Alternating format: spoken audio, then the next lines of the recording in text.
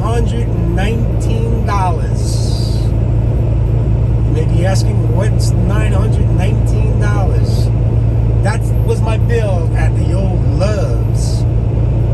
Loves, where they love your money. At $919. Okay, here's the story. This guy who checked my truck doing PM did a fantastic. Welcome to Pennsylvania. I can't use enough adjectives to describe how phenomenal this mechanic was. He checked that truck upside down, inside out.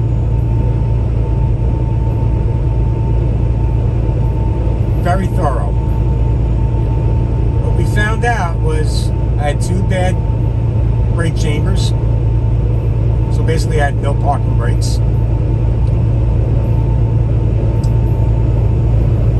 Both my front differential and my rear differential were low on fluid. And I want to harp on that for a second. Who in their right mind does that? Who checks? When was the last time anybody checked differential fluid? You know what can happen if there's no fluid in that rear end or front end? Your axles would fall apart. You would overheat, and next thing you know, you're going down the road and you ain't going down the road anymore. That could be very dangerous. I am extremely grateful that this man stuck his pinky finger into the differential and there was no fluid. I can't express how earth-shattering saving that was, if that even makes sense. When was the last time any of you truckers, other than the owner ops, and I don't know if they even checked the level of their rear end and their front end differential? When was the last time that you guys did that? If you haven't, I would suggest doing it, because it's a ticking time bomb. Complete catastrophe if that runs dry and your axles have no grease. All right, so enough of the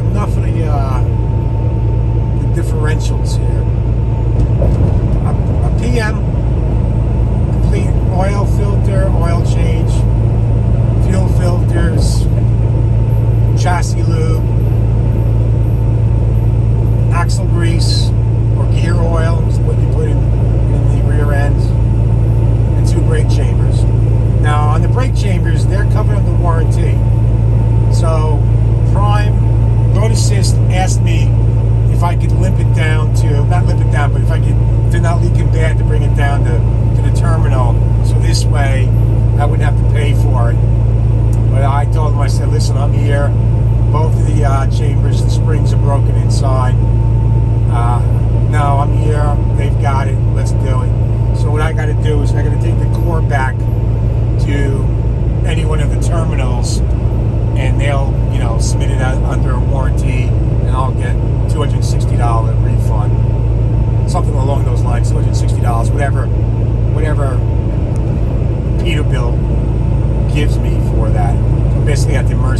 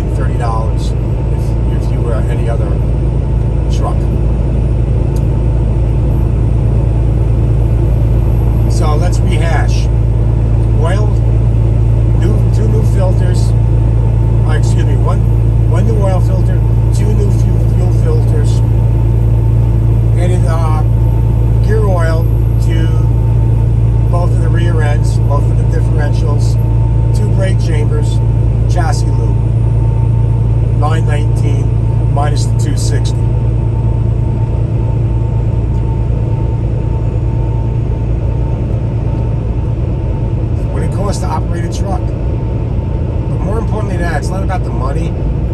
It's about someone that took their time out to really go through my truck. And I can't express how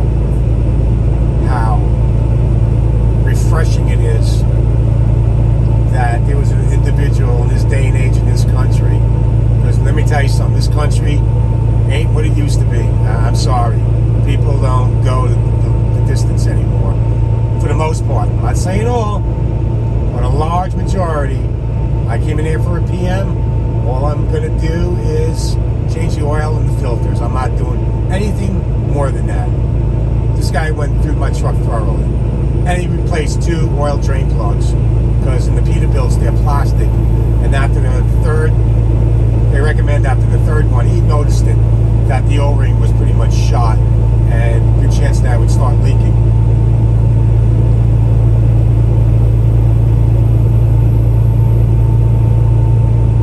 So again, it's refreshing to see that someone went the distance and looked after my truck. Because you gotta remember, these trucks take a beating on the road. This truck don't stop except for a 10-hour break. Up and down mountains, snow, rain, doesn't matter. Whatever, you guys know. You're truck drivers. So just as a friendly reminder, I would suggest next time you take it into the shop, have someone check your differential fluid. It's very easy to do, to check. I mean, I used to do it with my old cars. But nowadays you can't do that anymore. So, just do it. It takes 2 seconds. And so, I've got me a fresh, I got me a fresh truck. No leaks, belts are good, fluids are good, and we're rolling. We're rolling to go pick up a load that doesn't deliver till tomorrow in Massachusetts. My home away from home. My man loves keeping me in the Northeast. That's all right. Weather's supposed to be gorgeous, no rain tomorrow, but that's fine and dandy. I have a feeling after that I'm going to go up to get a Ben and Jerry's load. I got that feeling.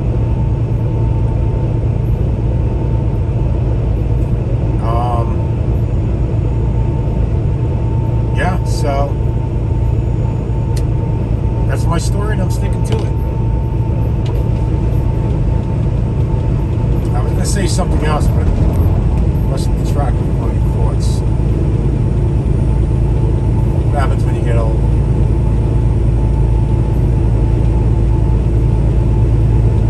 So yeah, this place has got overnight parking, but to get up there, it's going to be kind of In half a mile, take exit 223. I got to go through Connecticut. I got to go through Connecticut. I got to go through 84 through Connecticut. I don't know if I want to deal with stop and go traffic, and I'm only going to be 6 hours away from the 90. So this place I'm going to now, I can stay there. Take exit 223. I can stay there, and I don't need to reset my clock. I just did. I had a delivery. In a quarter mile, turn left onto Pennsylvania 492 West. I had a Jackson delivery this morning at 3 a.m. I got there at 1:30 and they took me. So that's cool. So as soon as I got back to the truck stop, believe it or not, I found truck parking at Love's at 3:30 in the morning, 4 o'clock. And I was the first one they called. They don't have much of an operation up there. Pennsylvania 492 West, Jackson Street. This work was supposed to be done yesterday, and they never got to me. You know, like everywhere else, there's just nobody. There's nobody working. Nobody wants to work. A couple guys quit, and yeah. So thank God they took me, because it took them like 6 hours to do all the work. Continue on Pennsylvania 492 West for half a mile. But the good news is they had all the parts. They had all the parts in the house, so And if you're wondering what Love's it was Binghamton, New York. It's a good place. Got a great mechanic there. Small, but if you catch them at the right time and need work done, I highly recommend them. Shout out to Love's. In a quarter mile, turn left onto US 11 South, Main Street. I was a little mad yesterday with Love's, and the reason being is that I made an appointment.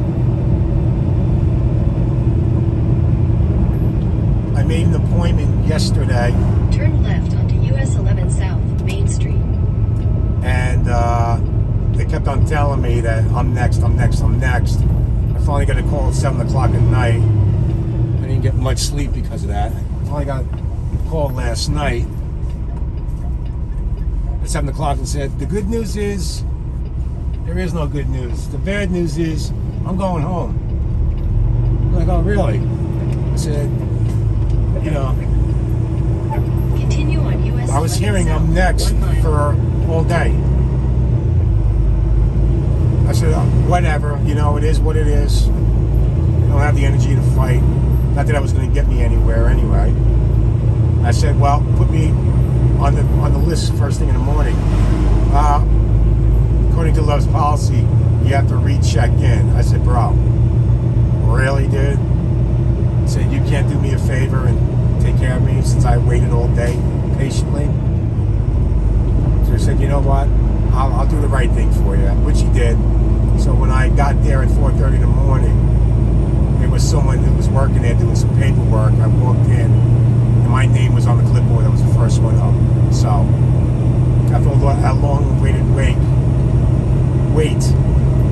I got service, and the service was awesome, like I said. So couldn't be happier.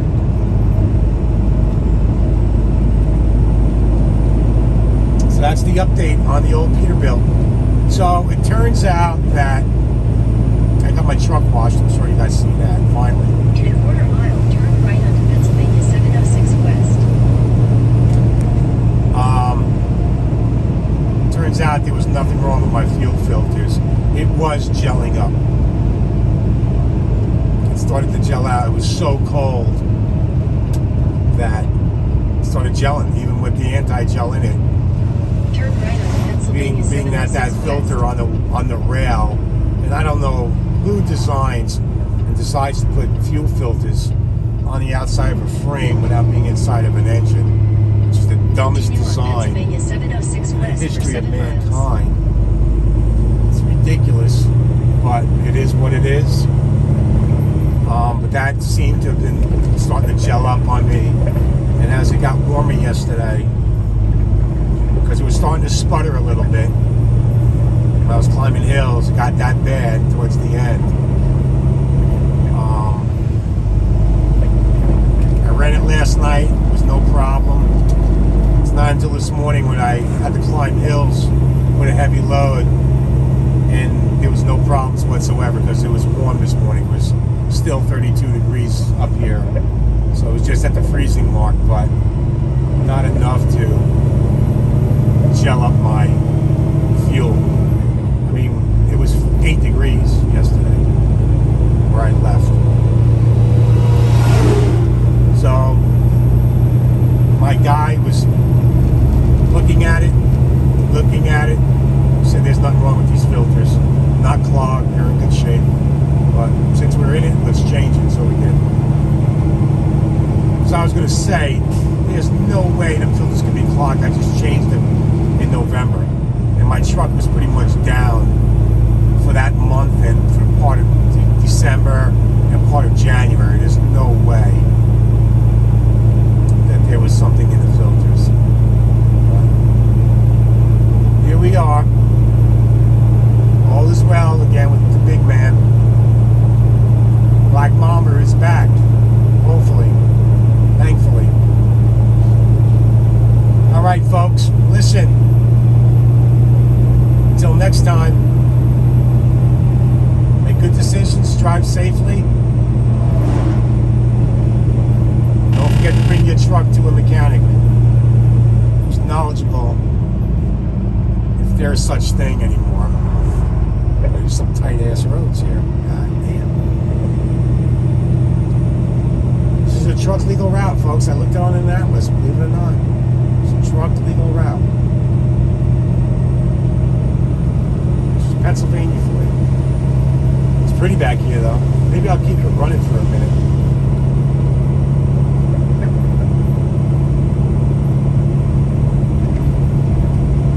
There you go. There's a truck. Peterbilt.